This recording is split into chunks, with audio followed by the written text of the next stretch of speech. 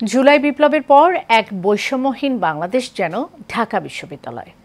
লাইনে লাইনে ত্রাণ সামগ্রী নিয়ে ছুটছেন সব শ্রেণী পেশার মানুষ।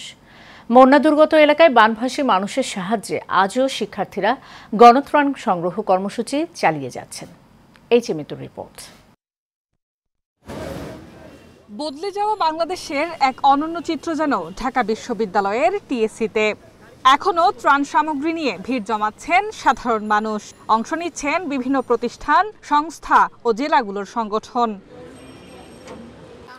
এদিন বিভিন্ন সামগ্রীর পাশাপাশি নগদ অর্থ নিয়েও আসছেন সব বয়সের মানুষেরা। তবে শিশুদের উপস্থিতি ছিল চোখে পড়ার মতো। কেউ নিজের জমানো টাকা, কেউ আবার শখের সাইকেলের টাকা, কেউ আবার নিয়ে আসছেন নিজের জন্মদিন উদযাপনের টাকাও।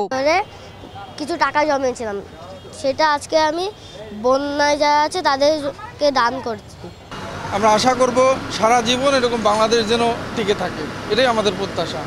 আমরা যেন একজনের সুখে দুঃখে সব বাঙালি একসাথে এক হয়ে ঝাঁপিয়ে পড়তে পারি। যে আমরা এখন যা কিছু করি যেন নগদ অর্থ দিয়ে সহায়তা করি, যেন সেই কাজটা বন্যা দুর্গত যারা ক্ষতিগ্রস্ত হয়েছে তাদের উপকার আসে। We actually wanted to show them that how to contribute, and these are also like university students, so they also need to learn like what is in future. They have to do it because they are all the future generation. এদিকে শুকনো খাবার না আনার অনুরোধ ত্রাণ সংগ্রহ করা শিক্ষার্থীদের। তারা বলছেন বর্তমানে প্রয়োজন ভারী খাবারের সরঞ্জাম ও ঔষধ। আমরা শুকনো খাবার যে সংগ্রহ করা এটা বন্ধ করে দিয়েছি। আপাতত আমাদের এখন প্রয়োজন চাল, ডাল, তারপর তেল আর ন্যাপকিন, এগুলোই প্রয়োজন আমাদের।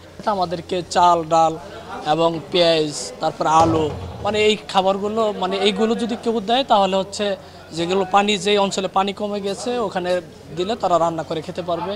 এবং কাপড় আনার জন্য এখানে আমরা নিষেধ করেছি টিএসসিতে। অপরদিকে বন্যা পরবর্তী পুনর্বাসন কার্যক্রম চালু রাখার কথা জানিয়েছেন বৈষম্য বিরোধী ছাত্র আন্দোলন। Mitu, Asian television, Dhaka.